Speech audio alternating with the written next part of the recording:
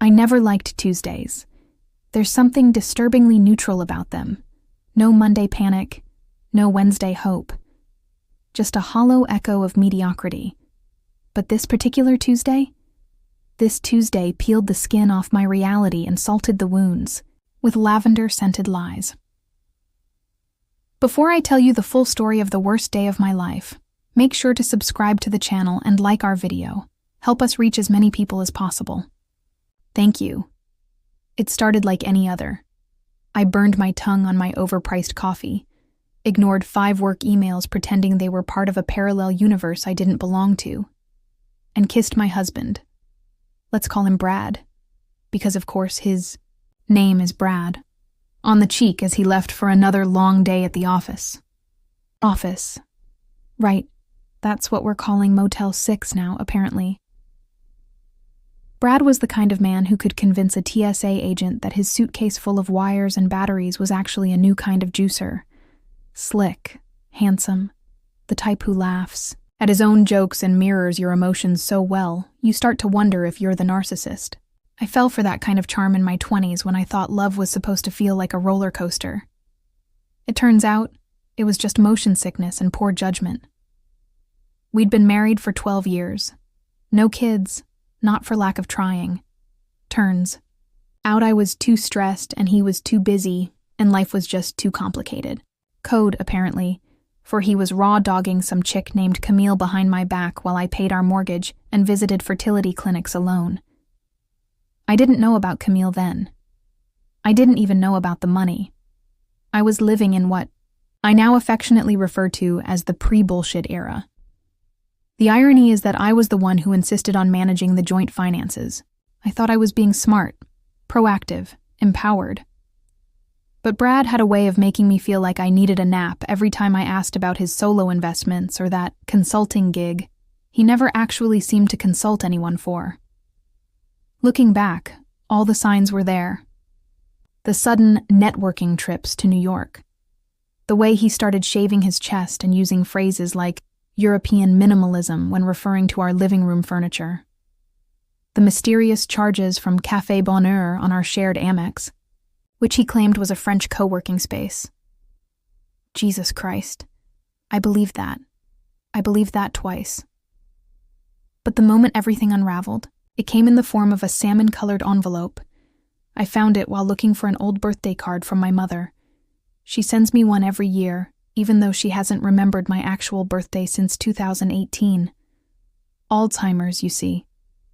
My family's been slowly deteriorating while I held everything together with duct tape, antidepressants, and oat milk. Anyway, the envelope was tucked between some books in the study. I opened it because I'm nosy and traumatized, and because salmon is not a neutral envelope color. It screamed, "I'm hiding something." And boy, was it. Inside was a printed itinerary, how quaint, for 2 flights to Lisbon, business class, booked for the end of the month, not in my name. I stared at the names on the tickets, Bradley Miller and Camille Dubois. Of course. A woman named Camille Dubois. It's always some French-sounding, yoga-teaching, cigarette-smoking, bangs-wearing sad poem of a woman who drinks wine at noon and thinks energy is a personality trait. The itinerary included a 3-month stay in Portugal with an Airbnb already paid in full, a villa with an infinity pool. Meanwhile, I was still paying off Brad's Invisalign from 2020 because he said it was a professional investment. I didn't cry. Not yet. That came later, at Target, naturally, in the candle aisle, when I accidentally sniffed one called European Linen. I made copies of the itinerary, scanned it into my phone, emailed it to myself, and hid the original, back where I found it. Then I poured myself a glass of red wine at 2:15 p.m., which I considered deeply European of me, toasted to Camille's poor taste in men. And then I started digging. If I've learned one thing about betrayal, it's that once you see the crack, the whole dam breaks. It's impossible to unsee it. So I dug bank statements, emails, his laptop, password, Miller Time 2021. I mean, come on. What I found could make a priest punch a nun. Brad wasn't just cheating on me. He was stealing from me, from my family. You see, my father passed away 5 years ago. Left me a decent inheritance. Nothing huge, but enough. I used most of it to cover my mother's care. She's in an assisted living facility that specializes in memory loss, and it costs more than our mortgage every month. Brad knew that. He pretended to care. Even cried once when I showed him a photo of her trying to eat a napkin. But Brad, sweet bastard that he is, had slowly been draining a separate joint account my father set up for family emergencies. A fund my mother didn't even know existed, and I'd almost forgotten about, until I saw the withdrawal logs. He'd been siphoning it out over 2 years, using a business alias to move it to a crypto account in Camille's name. Let that marinate for a second. He didn't even trust himself with the money. He trusted her. A woman who spells her name with 2 L's and dots her I's with hearts on her personal blog, which, yes, I also found. It's called The Wild Fig, because of course it is. One of her posts, dated 3 months ago, was titled Manifesting My Mediterranean Summer. It featured a vision board that included sunset sex, oceanic stillness, and a photo of Brad, shirtless, smiling like he hadn't just committed financial incest. That was when I cried. Not because I was heartbroken. No. That came later. This was rage tears. The kind of tears that make your throat taste like metal. I sat there on the kitchen floor, clutching my phone, Camille's blog post staring back at me like an emotional yeast infection. And I laughed. Laughed so hard I dropped my wine glass and it shattered on the tile. Just like that. Like a metaphor.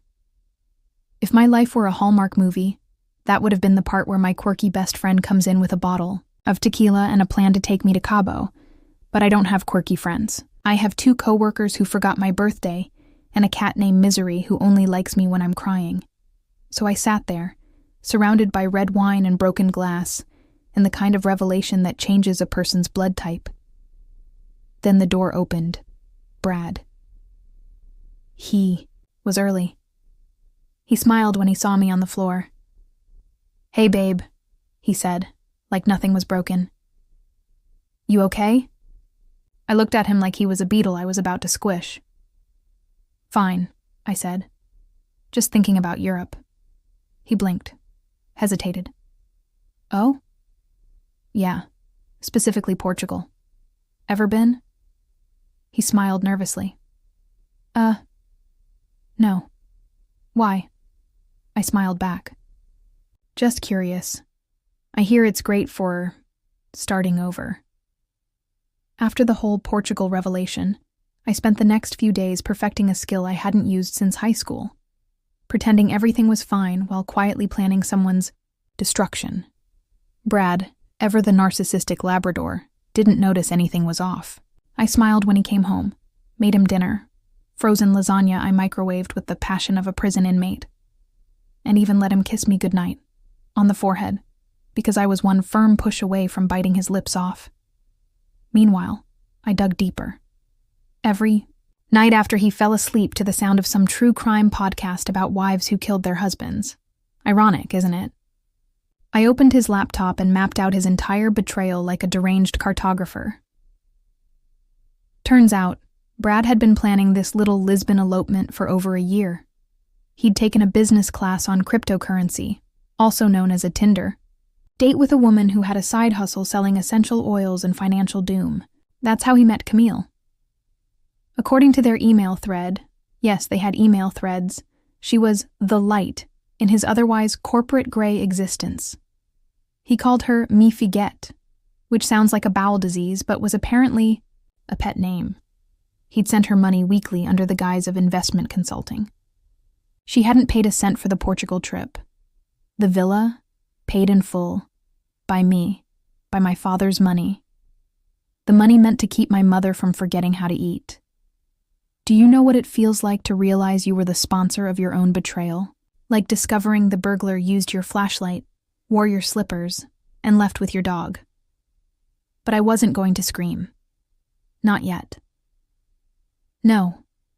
Screaming is for people who don't have Wi-Fi and a long memory. I had both, so I started planning. Step 1. Financial suffocation. I moved all the remaining funds in our joint accounts into an old solo account I hadn't touched since college. Thank God for impulsive teenage banking decisions. I then called our bank and flagged Brad's account for suspicious activity. Technically true. I also changed the passwords to every streaming service, because if I was going to suffer, that bastard was not going to watch Succession without me. Next, I called the facility where my mother lived and informed them that all future billing should come directly to me. No more auto pay from the joint fund. I knew Brad had hoped they wouldn't notice for at least 2 months, long enough for him to escape to his Mediterranean fever dream. But now, the financial drip was cut off. If Camille wanted to sunbathe with my stolen cash, she'd need to apply for a Discover card like the rest of us. Step 2. Surveillance and humiliation. You know that saying, hell hath no fury like a woman scorned? That's cute. But hell hath no strategy like a woman who's been gaslit into thinking she's crazy for the last 2 years. Brad had a routine. Every Thursday, he went to kickboxing class, which I'd always suspected was just him sweating in front of a mirror, while repeating Camille's name like it was a spell. So I followed him. Turns out, he wasn't kickboxing. He was having brunch at a little French cafe downtown with none other than Camille herself. And she looked exactly as I expected, all flowy linen pants, thick eyebrows, and the kind of high-maintenance hair that only rich people or sociopaths maintain after 30. I sat 3 tables away, disguised in the universal cloak of invisibility, oversized sunglasses and a baseball cap that said, Yaz Queen. No one suspects a middle-aged woman in Target athleisure. We're background noise in the scenery of life. They were laughing. She touched his hand. He kissed her fingers. I took photos, dozens, from every angle, portrait mode, with timestamps. One shot even had a waitress in the background giving them side-eye. Bless her.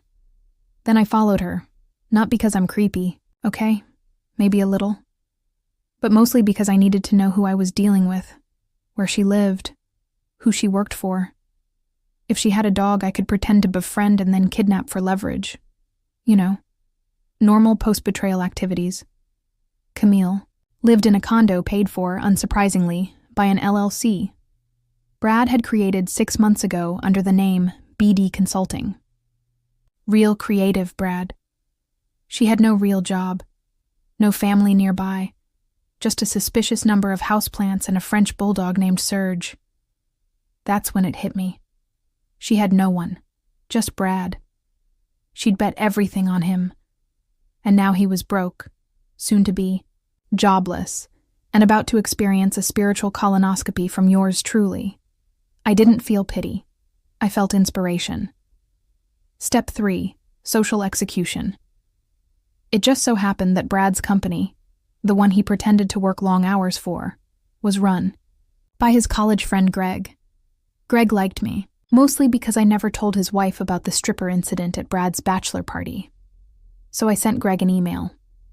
Anonymously, of course, with photos attached, and links, and a little note explaining how BD Consulting was being funded, with misappropriated family funds, and how Brad had been misrepresenting his income to qualify for an employee stock program. Oops, Greg replied 2 hours later.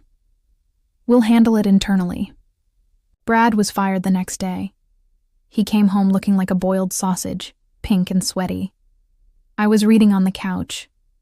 A Joan Didion essay. Something about grief. Fitting. They let me go, he said. Oh? I didn't look up. Said there. We're compliance issues.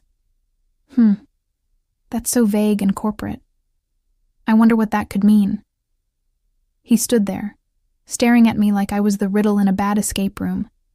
Then he said it. The line that made me nearly spit out my wine. Do You think Camille might be able to help us financially, just for a bit? Us. I closed the book, set it gently on the table. You mean Camille, who's been living off my inheritance for a year? That Camille? He froze. Finally, a crack. I stood up, walked to him, and smiled the way you smile at a dog who just chewed your shoes but doesn't understand why you're not clapping. I know everything, Brad. Portugal. The villa. The crypto. The blog. The wild fig, Brad. Really? He opened his mouth, then closed it. I've emptied the accounts. Froze your credit. Alerted the bank. Called your boss. And Camille? I leaned in. She's next. But why? I laughed. Deep. From the ribs. You stole from my mother, Brad.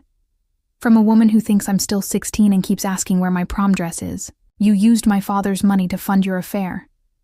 And you asked me to heat up your goddamn lasagna? He looked pale.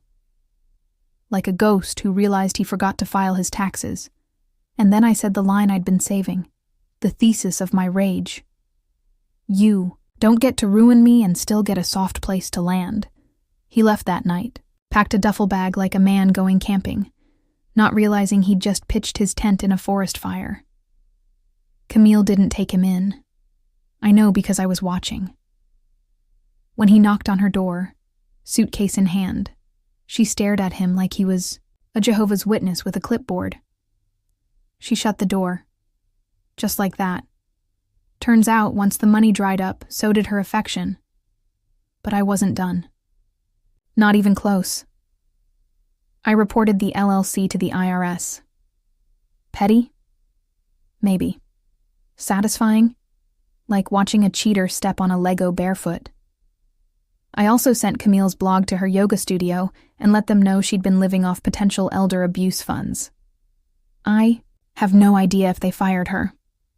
I do know she deleted her entire blog the next day. Step 4.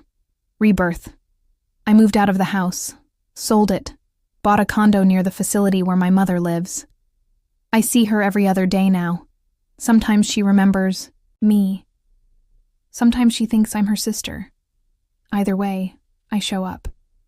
I show up honestly, which is more than Brad ever did. As for him, last I heard he was working part-time at a car rental agency and couch surfing with a guy named Tino, who owns 3 snakes and believes in UFOs. I never press charges. That's the beautiful part. Let him live. Let him exist in the wreckage. Let him explain to every future woman why he doesn't have a 401k and why his ex-wife has a restraining order on his emotional access to Europe. I changed my number. Bought a new coffee machine. Got a dog. Named her Fig. Because I'm a little cruel. And a little poetic. And that's how I survived betrayal. With wine, Wi-Fi, and vengeance dressed as self-care. I didn't expect peace. Peace was never really on the table. I wanted revenge, and I got it. Meticulously, thoroughly, deliciously. But peace? That's something you earn, and I hadn't exactly been playing the karmic long game. I'd been playing Scorched Earth, Divorce Edition. After Brad was fired, dumped, and financially iced out, I thought that was the end of it. I was free. I was lighter. I even started taking walks without internally monologuing like a villain in a revenge thriller. I could finally look at my reflection without flinching, although, to be fair, the haircut I got post-breakup did resemble an emotional breakdown with bangs. I spent most days writing again. Short stories, blog posts, the occasional snarky Yelp. Review when a barista spelled my name Gabby instead of Gabby. My therapist said I was reclaiming my narrative. I said I was bored and passive-aggressive with a Wi-Fi connection. But peace has a funny way of getting interrupted. Like a fart in a yoga class, or in my case, an envelope on my doorstep. No name, no return address. Just one word, written in all caps across the front. Look. Inside, photos. Of Brad, with my mother. It was a recent photo. I could tell by the scarf my mother was wearing.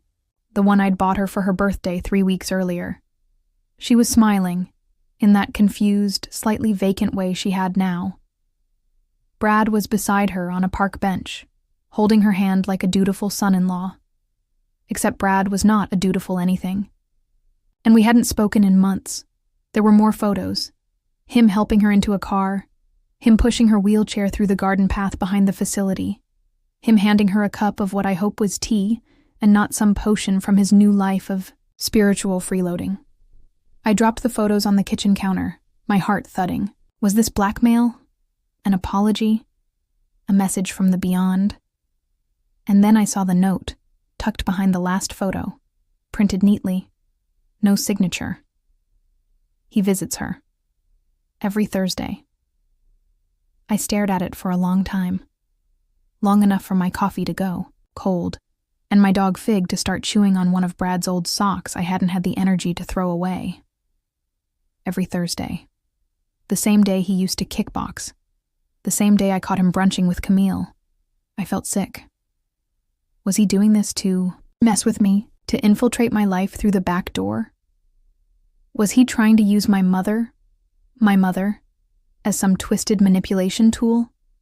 I needed to see for myself. That Thursday, I arrived early. Sat in the garden, pretending to read, oversized sunglasses, on hoodie up like a discount celebrity avoiding TMZ. At 10:04 a.m. he walked in. Brad, my ex-husband, in a windbreaker that screamed midlife crisis and jeans that were one tight squat away from splitting. He looked older, smaller, like the air around him had collapsed inward. He walked up to the reception desk, signed in like it was routine, and headed straight toward the garden path, where I now crouched behind a decorative hedge like a rejected contestant from To Catch a Predator. I watched him sit next to my mother. He didn't see me. They talked. Or rather, he talked. She smiled, nodded, tilted her head the way she always did when she didn't understand but didn't want to offend. He took out a little photo album, showed her pictures. Of us. Of her. Of my father. I could see them from where I was. Brad's thumb lingered on one photo. Our wedding, probably. And my mother placed her hand on his cheek. He looked like he might cry. And that's when the twist finally hit me, the kind that makes your stomach lurch and your mouth taste like aluminum. He wasn't using her. He was grieving her. With her. I didn't know what to do with that information. He'd stolen from us, lied to us, betrayed every ounce of trust I'd ever had. But he loved her. Not performatively, not manipulatively, genuinely. Like a son who missed his mother-in-law more than he missed his marriage. I left before he saw me. The next few weeks were a blur of emotional contradictions. I'd burned him down to ash, but now the ashes were blowing, back in my face. I tried to remind myself, this doesn't change anything. Just because someone visits your Alzheimer's-stricken mother doesn't mean they didn't rob you blind. But it complicated things. I hated that. Then, like all things Brad, the peace shattered with a knock on my door. It was Camille, in a suit. "You need to see this," she said. Which, honestly, is not how I expected to be greeted by the woman who slept with my husband and wore wide-leg pants unironically. She handed me a folder. Inside were legal documents, company records, tax forms, her name, Brad's name, and mine. Turns out Brad hadn't stopped at embezzling from my family to fund their European getaway. No. He'd gone one step further. He'd taken out a line of credit. In my name. I laughed. I actually laughed. Then I screamed into a throw pillow. Then I laughed again. Because what else do you do when life becomes a parody of a telenovela written by Satan? "Why are you giving me this?" I asked, once the hysterics died down. "Because I'm being investigated," she said. "And I'm not going down alone." Her eyes were red. Not from tears. No, Camille didn't seem like the crying type. But, from exhaustion, she looked defeated. The glow of adultery had worn off. She wasn't the other woman anymore. She was just a woman who bet on a man-shaped sinkhole. Why now? I asked. She hesitated. Because I know he hurt you. And I didn't know how badly until I saw the paperwork. He forged your signature. He took loans. They're coming after you, Gabby. My blood ran cold. And just like that, the revenge story I thought was over looped back around like a boomerang lined with credit debt. I called a lawyer, a good one. The kind who wore tortoiseshell glasses and carried a leather-bound planner and probably scared her own children. We built a case. Fraud, forgery, identity theft, financial abuse, and the cherry on top, I filed a restraining order, not just for me, but for my mother. Because whatever Brad thought he was doing with those Thursday visits, he'd lost the right to be near her when he signed my name on a loan document. The court date came faster than I expected. Brad showed up wearing a suit that didn't fit anymore, and a face that looked like it hadn't slept in weeks. He didn't deny it, didn't plead not guilty. Just stood there, listening as my lawyer laid out the full, sickening tapestry of his betrayal. Camille testified. She brought documents. She admitted to helping set up the LLC, but claimed she didn't know the full extent of his schemes. She was granted immunity in exchange for cooperation. And me? I stood. I looked him in the eye, and I said, "You didn't just steal money. You stole trust. You stole time. You stole the version of me that believed in you. And now I hope you enjoy prison, or if you're lucky, bankruptcy, because I'm done cleaning up after your cowardice." The judge ruled in my favor. He was ordered to pay restitution, barred from accessing any accounts under my name. His assets were seized. What little he had left was sold, including the ugly watch I bought him for our anniversary, which he once said wasn't really his style, but wore anyway because it made him look successful. It's been 6 months now. I sold a book. A memoir, sort of. Not about Brad specifically. More about betrayal and recovery and rage. I called it Things I Should Have Set on Fire, a cautionary tale in 3 acts. It's doing better than I expected. My mother's doing okay. Some days are good. Some days she calls me Julie. I answer to it, sir. Love is flexible that way. Camille moved away. Sent me one last email. Said she was sorry. Said she hoped I'd be okay. I didn't respond. But I didn't block her either. Growth or fatigue? I haven't decided. Brad? Last I heard, he was couch surfing. Again. This time with an ex-colleague who ran a conspiracy theory podcast and believed pigeons were government spies. Poetic, really. People ask me now, do you regret it? The marriage, the revenge, the fire I lit that turned everything to ash, and I say no. I regret nothing. Except maybe the haircut, and the lasagna. Because some people deserve forgiveness, and some people deserve an Excel spreadsheet, a restraining order, and a memoir that outs them as the human equivalent of expired Greek yogurt. As for me, I'm fine. Really, truly, deliciously fine.